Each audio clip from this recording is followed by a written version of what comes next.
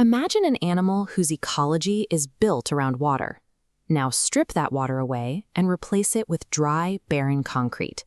That was the reality for Vantara's rescued male hippo. He lived as a circus showstopper, where his daily routine meant walking out of a small metal box to be paraded around on a hard floor. The only relief he ever got was a few minutes with a water hose before being locked away again. You might think the solution is simply to release an animal like that into a massive open space, but captivity carries a hidden consequence. When traumatized creatures are suddenly given vast territory, they often freeze. They have lost the foundational instincts required to survive. Overcoming that trauma requires a specific methodology. At Vantara, a massive wildlife rescue facility in India backed by a billionaire, the strategy pairs sheer geographic scale, utilizing 50 open acres of savanna grasslands with hyper-targeted behavioral enrichment. Rebuilding the mind of a creature that has forgotten how to survive is the facility's central scientific challenge. The first step in that rebuilding process is physical reactivation. Predatory bodies must execute the extreme caloric outputs they evolved for to remain healthy. Cheetahs, for example, are sprint athletes. At Vantara, caretakers rely on a custom enclosure fitted with mechanical lures to propel these cats from 0 to 70 kilometers per hour in just 2 seconds. Reaching these speeds is necessary to maintain their mental stability. The same principle applies across divergent biomes. Giant South American river otters are naturally vicious aquatic predators, capable of fending off jaguars to protect their young. Yet, when a group of these otters arrived from a cramped zoo, they didn't even know how to swim. Caretakers had to teach them to enter the water, eventually introducing live catfish and triggering their hunting instincts. Activating the body is the prerequisite for healing the brain. By pushing these animals into high-speed exertion and successful hunts, caretakers break the psychological paralysis of their past captivity. Once the physical instincts are back online, the focus shifts to cognitive stimulation. A wild brain demands the constant stress and reward of problem-solving. Look at the Malayan tapir. These mammals possess a prehensile, snorkel-like snout designed by evolution to gather food deep in the rainforest and navigate water. To replicate the cognitive load of wild foraging, handlers introduce floating aquatic toys into their ponds. This forces the tapirs to utilize their snouts for complex manipulation and object identification.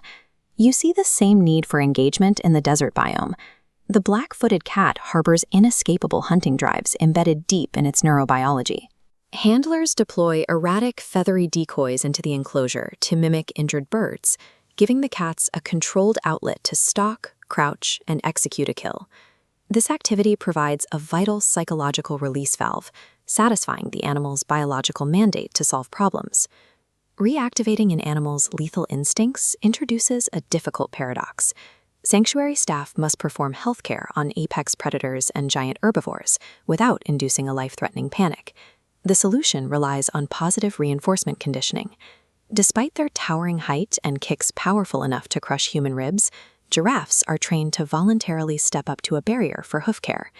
Caretakers build trust through sensory comfort. They use specialized spiked oven mitts to give the giraffes deep tissue leg massages, creating an association of comfort with human proximity. Contrast that immense scale with the spider-tail viper. This Iranian reptile utilizes a specialized spider-like appendage to attract prey and relies on a lethal venom to finish the job. Because the babies struggle to feed in captivity, handlers must manually assist feed them. It requires precision to gently pin the deadly snake and massage a meal down its throat, carefully avoiding its fragile internal organs. When an animal willfully surrenders to human contact for medical care, it demonstrates that behavioral conditioning has successfully replaced fear with trust. Which brings us back to the male hippo from the circus. After a strict 90-day quarantine and a managed physical recovery, his reality shifted. The handlers secured a major ethological victory. He was successfully bonded with a rescued female hippo, and today they spend their time swimming together in a massive, deep lake, submerged in their natural element. Vantara functions as an active laboratory for rewilding. The high-speed spent tracks, the erratic hunting decoys, and the targeted massage therapies are designed to replicate the evolutionary pressures of the wild. Through empathy, resources, and rigorous ethology, Handlers provide broken creatures the tools they need to reclaim their natural instincts.